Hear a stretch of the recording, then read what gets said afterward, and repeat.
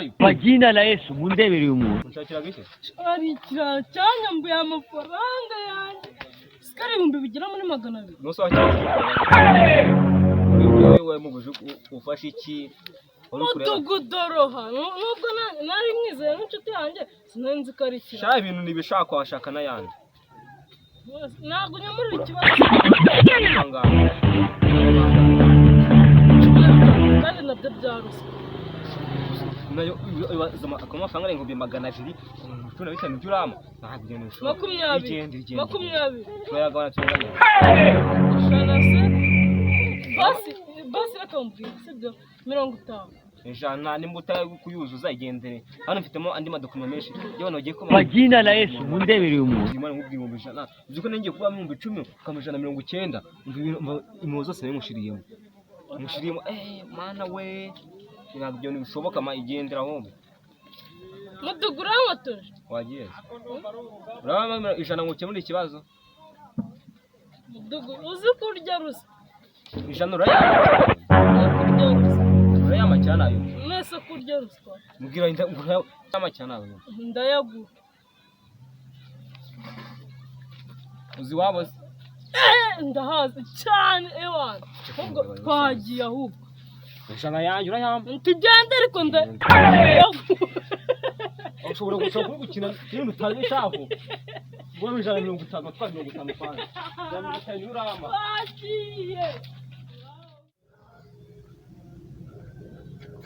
turungikiri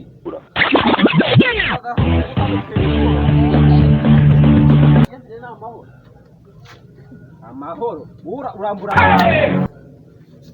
ntabwo by'uburu use yaragufasha kwambura nguyu se wamwe amafaranga ese ko yanyihere nahise gama ngo nitware da utwara icyo amafaranga nayo itwara ese yamaya aho yabonye nayagusa wambwiye ngo naje nangata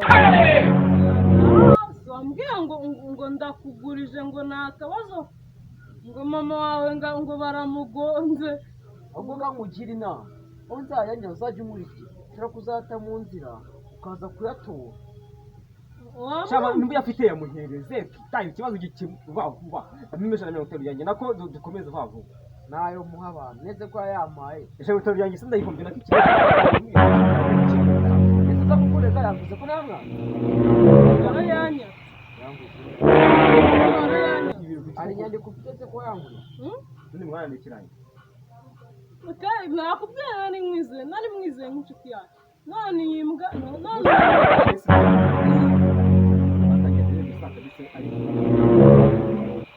koko wangu mutandukanye ko ikibazo kigakemuka vuba nayo namuhasha hari imenyetso cyose ko yanguriye mwumvikana kweli ni koko kweli inkoko nazi dore inkoko bezute wenda no muntu wanyu amafaranga sura ifite base akoko kweli wakini nako ikibazo kigakemuka vuba murafitaje nayo mfite Ibanda yashize yasane ikibazo kimuka baba twitagire aho nashize urahazi wowe urahazi nicyo amawe kundeba ibyo nanjye kuyobora abaturage ibihoni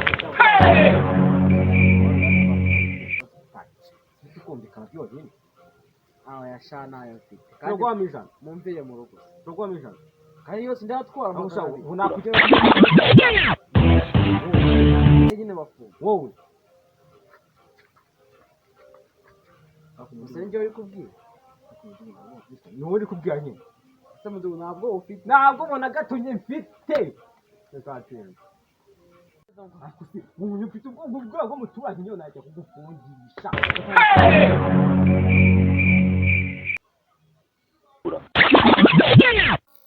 Ntabwo harahugera ibintu bikagucanga se kakaragera ku mutwe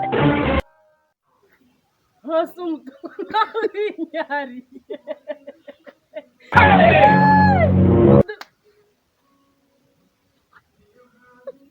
ubwa mbere ubonye umuntu winyariye se